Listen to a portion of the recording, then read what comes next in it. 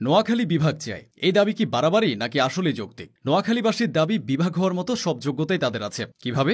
বিস্তারিত জেনে নিন। প্রথমেই অর্থনৈতিক ব্যাপার। নোয়াখালীর ব্যবসায়ীরা বাংলাদেশের জাতীয় অর্থনীতির বেশ বড় একটি অংশ নিয়ন্ত্রণ করে। আবুল খায়ের গ্রুপ, পার্টেক্স গ্রুপ ও বেঙ্গল গ্রুপের প্রতিষ্ঠাতাদের জন্মস্থান নোয়াখালীতে।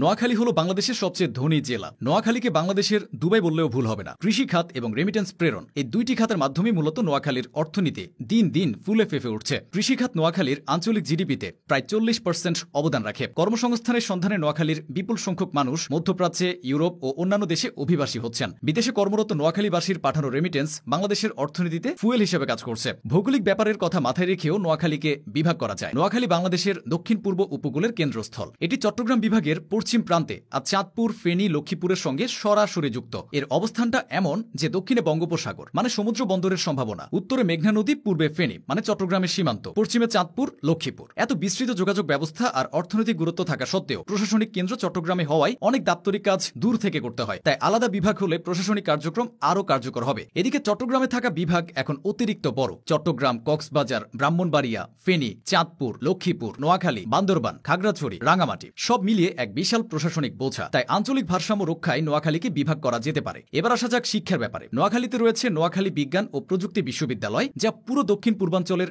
একমাত্র পাবলিক বিশ্ববিদ্যালয়। এছাড়া Noakhali medical college, polytechnic institute, সরকারি কলেজ, বেসরকারি বিশ্ববিদ্যালয় সব মিলিয়ে বড় বড় কিছু শিক্ষা প্রতিষ্ঠান আছে। নোয়াখালী বিভাগ হলে শিক্ষা, গবেষণা, হাসপাতাল, সরকারি দপ্তর, কারিগরি প্রশিক্ষণ সবকিছু মানুষ বড় পরিসরে পাবে। ইতিহাস ঐতিহ্যের দিক থেকে নোয়াখালী অনন্য। ব্রিটিশ আমলে নোয়াখালী ছিল একটি গুরুত্বপূর্ণ প্রশাসনিক জেলা। এখানে ছিল কালেক্টরেট, আদালত, রেভিনিউ অফিস এবং বিভিন্ন উপবিভাগ। জেলার অর্থনীতি কৃষিভিত্তিক হলেও নদী পথের কারণে এটি চট্টগ্রাম ও কলকাতার সঙ্গে বাণিজ্যিক যোগাযোগ রাখত। ব্রিটিশ আমলে হাতিয়া দ্বীপ ও উপকূলীয় অঞ্চলে নদী বন্দর ও কর আদায়ের কেন্দ্র ছিল। নোয়াখালী জেলা নানান ঐতিহাসিক ঘটনার সাক্ষী হয়েছে। 1830 সালে নোয়াখালীর মানুষ ওয়াহিব আন্দোলন ও 1920 সালে খিলাফত আন্দোলনে সরাসরি অংশ নেয়। 1947 সালে মহাত্মা গান্ধী নিজে নোয়াখালী জেলায় এসেছিলেন। বর্তমানে নোয়াখালীর সোনাইমুড়ি উপজেলায় গান্ধীজির নামে একটি আশ্রম রয়েছে, যা গান্ধী আশ্রম নামে পরিচিত। নোয়াখালী হল বাংলাদেশের একমাত্র জেলা যার নিজ নামে কোনো শহর নেই। নোয়াখালী জেলা শহর মাইজদি নামে পরিচিত। নোয়াখালীর মোট জনসংখ্যা 31,80,000। এই জেলার ভেতরে রয়েছে 9টি উপজেলা, 10টি থানা,